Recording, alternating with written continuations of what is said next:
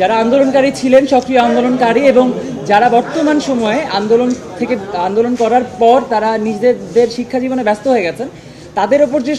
Recently target কিলিংয়ের ঘটনাগুলো হচ্ছে সেই বিষয়টার উপর আমরা আলোকপাত করার জন্যই আজকে এখানে এসেছি।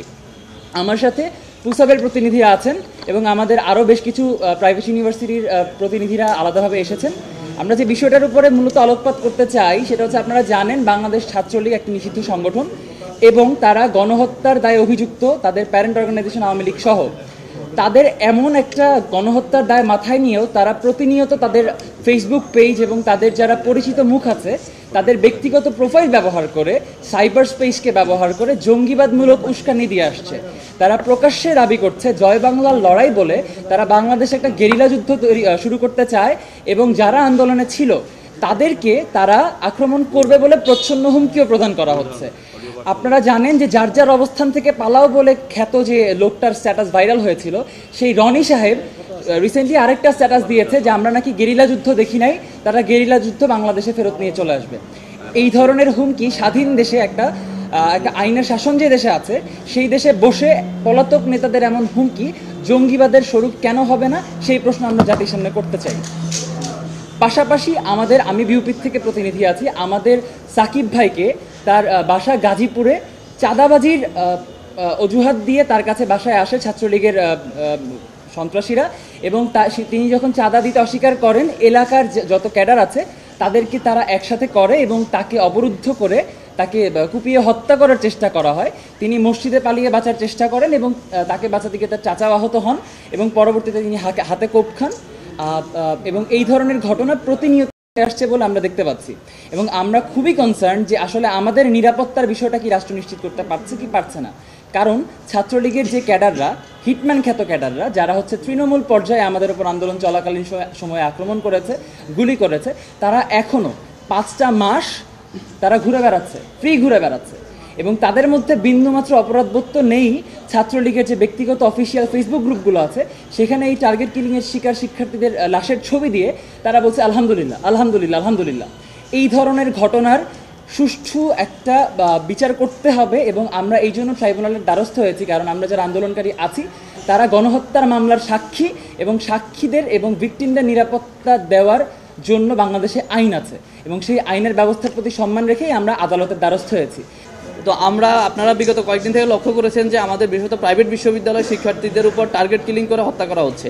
স্টুয়ার্ট বিশ্ববিদ্যালয়ের শিহান, এআইবির সীমান্ত সহ আরও যারা ছিল সরাসরি রাজপথে আন্দোলনের নেতৃত্ব দিয়েছিল, আমাদের সহযোদ্ধাদেরকে রাজপথে এবং রাতের বেলা অপঘাতে বিভিন্ন জায়গাতে তাদেরকে ছুরিকাহত করা হচ্ছে, তাদেরকে কোপানো হচ্ছে। আমরা আমাদের কনসার্নের জায়গা থেকে আজকে আন্তর্জাতিক অপরাধ ট্রাইব্যুনালে এসেছি আমাদের অভিযোগ দায়ের করতে, যেন আমাদের যারা রাজপথের সহযোদ্ধা এবং যারা রাজসাক্ষী, মূলত এই গণহত্যা আমাদের 2000 শহীদের রক্তের উপর দাঁড়িয়ে যে নতুন বাংলাদেশ, আমরা নতুন বাংলাদেশের স্বপ্ন দেখেছি, সেই বাংলাদেশে আমাদের বিপ্লবীরা কেন শহীদ হবে, সেই বাংলাদেশে কেন আমাদের সহযোদ্ধাদের রক্ত ঝরবে, এই সমস্ত বিষয় আসলে আমরা আজকে অপরাধ ট্রাইব্যুনালে এসেছি এবং ট্রাইব্যুনাল আমাদেরকে আশ্বস্ত করেছেন তারা আমাদের বিপ্লবীদের নিরাপত্তা নিশ্চিতের জন্য আইনশৃঙ্খলা রক্ষাকারী বাহিনীকে যথাযথ নির্দেশনা প্রদান করবে। পাশাপাশি আমরা এটুকু আপনাদের মাধ্যমে জাতির কাছে জানাতে চাই যে আমাদের প্রাইভেট বিশ্ববিদ্যালয় শিক্ষার্থীদের আন্দোলনের ফলশ্রুতিতে মূলত আজকের এই জুলাই অভ্যুত্থানের যে স্পিরিট, এই স্পিরিটকে আমরা প্রাইভেট বিশ্ববিদ্যালয় যেভাবে লালন করি সেই স্পিরিটটা আমরা আসলে ধরে রাখতে চাই এবং আমাদেরকে যদি প্রাইভেট বিশ্ববিদ্যালয়ের শিক্ষার্থীদেরকে আবারও রাজপথে নেমে আসতে বাধ্য করে, সেই ক্ষেত্রে আওয়ামী লীগ এবং পতিত যে স্বৈরাচার তাদের অবস্থা যে খুব বেশি ভালো হবে সেটা আমরা ভালো হবে না, সেটা তাদেরকে আমরা হুঁশিয়ারি করে দিয়ে বলতে চাই। পাশাপাশি আমরা আমাদের জায়গা থেকে এতটুকু স্পষ্ট করতে চাই যে এইভাবে সাইবার স্পেসে বা বিভিন্ন দেশের বাইরে থেকে, বিশেষত আমাদের পার্শ্ববর্তী দেশ থেকে যারা হুমকি ধামকি দিচ্ছে, আমাদেরকে জয় বাংলার লড়াই বলে আমাদের সহযোদ্ধাদেরকে হত্যা করার চেষ্টা করা হচ্ছে বা আমাদের জীবন নাশের জন্য হুমকি দেওয়া হচ্ছে, তারা যেন সতর্ক থাকে। তারা যদি তাদের বাড়াবাড়ির মাত্রা, তারা ক্ষমতা থাকাকালীন সময় আমাদের সাথে লড়াই করতে পারে নাই, সুতরাং তারা ক্ষমতার বাইরে গিয়ে তারা আমাদেরকে যদি দেখে নেওয়ার হুমকি দেয়, সেই ক্ষেত্রে প্রাইভেট বিশ্ববিদ্যালয়ের শিক্ষার্থীরা অবিলম্বে তাদের বিরুদ্ধে তাদেরকে প্রতিহত করার জন্য সর্বাত্মক ব্যবস্থা গ্রহণ করবে।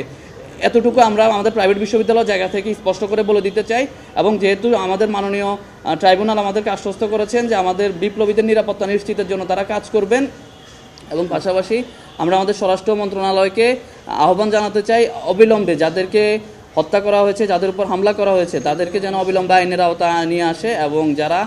এই অভিযোগে অভিযুক্ত এবং যারা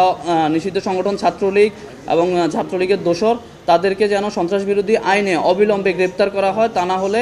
বিপ্লবীরা ঘরে বসে থাকবে না। লিস্টেড ছাত্রলীগ ছিল এবং বিভিন্ন বিশ্ববিদ্যালয় বা বিভিন্ন ইউনিটের যারা লিস্টেড নেতাকর্মী, যেহেতু ছাত্রলীগ একটি নিষিদ্ধ সংগঠন, সুতরাং তাদেরকে ওই তালিকা ধরে তাদের সবাইকে যেন আইনের আওতায় নিয়ে আসা হয় নিষিদ্ধ সংগঠন হিসাবে, এবং সবাইকে যেন বিচারের মুখোমুখি করা হয়, গণহত্যার বিচারে তাদেরকে যেন গণহত্যার অভিযোগে অভিযুক্ত করা হয়। পর্যন্ত এআইইউবির সীমান্ত এবং ইস্ট ওয়েস্টের শিহান আমরা দেখেছি তারা সরাসরি আন্দোলনে সংযুক্ত ছিল এবং তারা তাদের ফেসবুকে, তারা তাদের সোশ্যাল প্ল্যাটফর্মে ভারতীয় আধিপত্যবাদের বিরুদ্ধে সোচ্চার ছিলেন, যেটা আমরা দেখে এসেছি বুয়েটের শহীদ আবরার ফাহাদ থেকে শুরু করে যারাই বিগত দিনে ভারতীয় আধিপত্যবাদের বিরুদ্ধে কথা বলতেছিল তাদেরকেই মূলত কণ্ঠরোধ করার চেষ্টা করা হচ্ছিল। সুতরাং আমরা ধরেই নিচ্ছি যে এটা একটা নির্দিষ্ট শ্রেণীর এবং বিশেষত জঙ্গি সংগঠন ছাত্রলীগের, যেহেতু তারা অনলাইনে ঘোষণা দিয়েছে যে তারা আমাদেরকে জয় বাংলা বলে, জয় বাংলা তাদের কালেমা, তারা জয় বাংলা বলে আমাদেরকে হত্যা করবে। সুতরাং আমরা ধরে নিচ্ছি তারা তাদের এইভাবে আমাদেরকে, যারা বিপ্লবী ছিল, যারা আন্দোলনের রাজপথে সক্রিয়ভাবে অংশগ্রহণ করছে, তাদেরকে হত্যার উদ্দেশ্যেই তারা রাজপথে নেমেছে। ঢালাইয়ের সেরা প্রিমিয়ার সিমেন্ট।